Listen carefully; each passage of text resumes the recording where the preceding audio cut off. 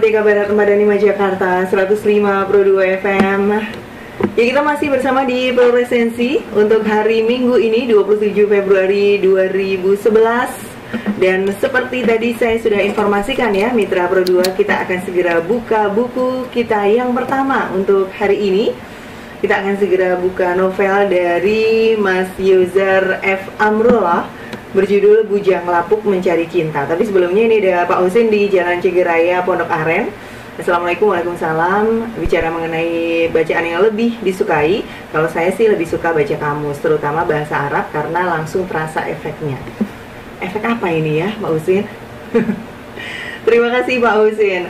Baik, saya langsung sapa narasumber saya di siang hari ini menjelang sore. Assalamualaikum Mas Amru. Waalaikumsalam warahmatullahi wabarakatuh. Selamat sore. Apa kabar? Alhamdulillah baik. Mungkin lebih dekat ke mic kali Mas, ya, karena kurang begitu jelas Mitra Pro 2-nya.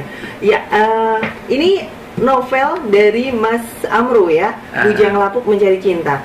Ya. Emang selapuk apa sih dia itu? Sampai dibilang bujang lapuk.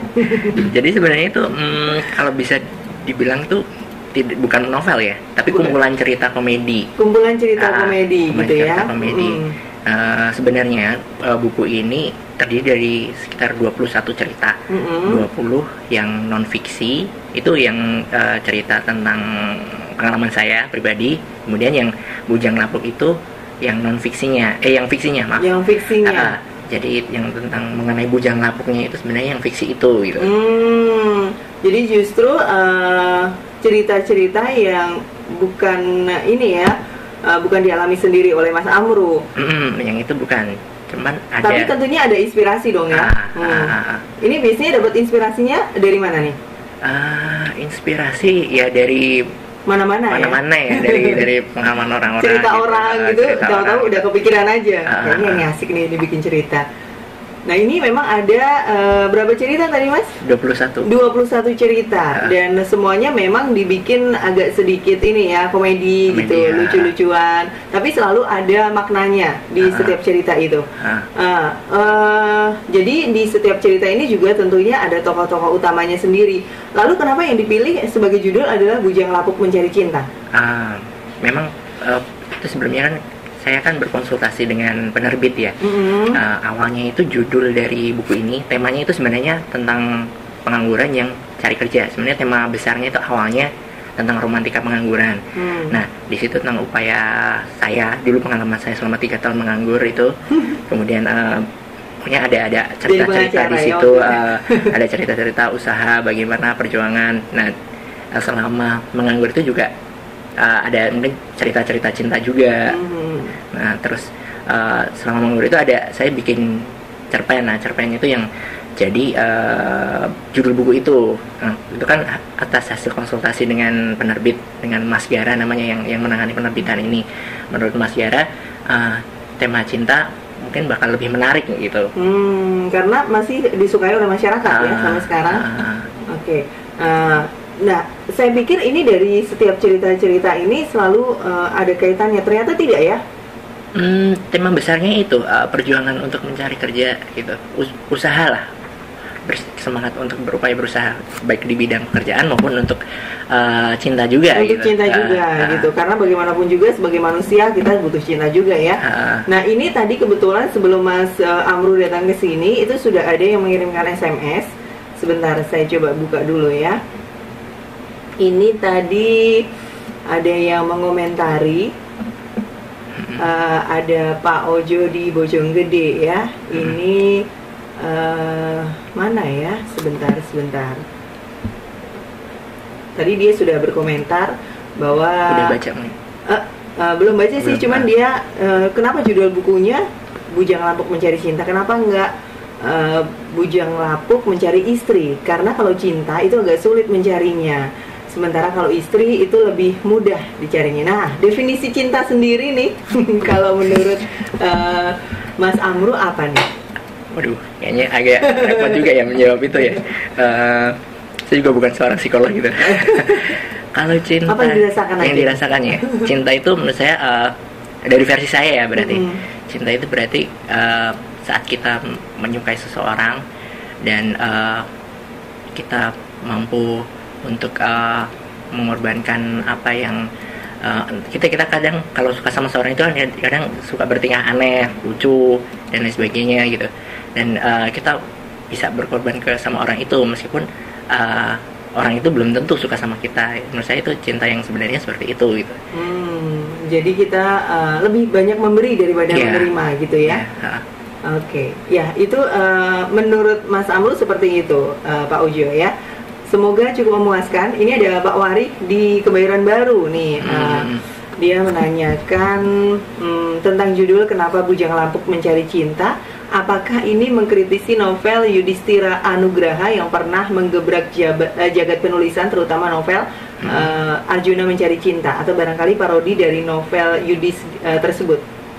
Kebetulan saya belum baca ya yang Arjuna Mencari Cinta itu, jadi saya belum bisa komentar banyak gitu soal tanggapan terhadap buku tersebut gitu. Oke. Nah ini secara garis besar aja nih Mas Amru mengenai buku ini sendiri.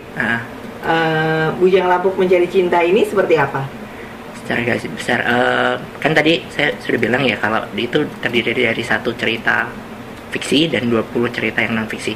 Kalau yang untuk cerita fiksinya itu yang tentang pencarian seorang pria namanya Fahrel di situ.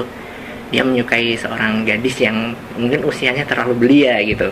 Nah, belianya umurnya berapa? Si Fahrelnya ini umurnya berapa? Fahrelnya itu kira-kira sekitar kepala 3 kali ya, kalau nggak salah ya? Kalau yang belianya itu masih TK gitu. Wow. Itu bukan belia lagi tuh. Nah ini, tapi saya bukan bermaksud untuk mengajari pembaca untuk seperti itu, cuman di situ ada jawabannya di cerita itu kenapa akhirnya dia menyukai kalau saya bukan nanti nggak dibaca deh. Tapi cinta yang seperti apa sih sebenarnya yang dicari oleh si Fahrel ini sebenarnya? Sebenarnya dia pengen mendapatkan ya seseorang yang dia sukai tapi juga bisa menyukai dia apa adanya gitu. Ya klasik sih ya gitu. Sangat-sangat klasik. Dan ini memang so far dia menemukan kalau misalnya dia suka sama seorang, ternyata orang itu tidak menyukai dia, atau mungkin sebaliknya seperti itu ya. Tapi memang ada detail-detail ceritanya yang lumayan cukup menggelitik dan menarik juga, mengenai misalnya ketika dia mau datang ke tempat seorang yang dia sukai gitu ya, dia incer nih cewek, ternyata ceweknya udah punya cowok, dan ya dia melihat adegan-adegan yang yang mengecewakan dia. Kalau misalnya di film itu udah disensor gitu ya adegannya. Yang bikin dia stres, dan akhirnya kemudian dia lebih milih kenapa dia menyukai anak itu, yang sangat-sangat belia gitu. Tapi memang agak sedikit ini ya, jadi kurang realistis. Iya nggak sih Mas? Ya mungkin tidak banyak yang seperti itu. Memang secara realistis mungkin nggak ada ya, sih yang seperti itu. Cuman itu ya refleksi ada dari pikiran aja. Ada semacam ini aja gitu ya, pandangan. Kemudian ada semacam nasihat juga bahwa ternyata anak sekarang ini kita harus menjaganya gitu. Kalau misalnya punya anak-anak gitu ya, bagaimana mereka berpacaran dan sebagainya. Lebih ke situnya ya sebenarnya ya Mas ya. Ya mungkin bisa dibahas seperti itu. Silahkan diterjemahkan. Untuk cerita yang lainnya yang saya lebih tertarik kepada cerita yang non fiksi, ceritanya Mas Amru sendiri, yang sangat terasa sekali untuk Mas Amru sendiri, yang sangat spesial yang mana nih? Hampir sama ya, itu kan memang temanya itu kan sebenarnya itu ada tema besarnya kan, yang tadi romantika pengangguran itu.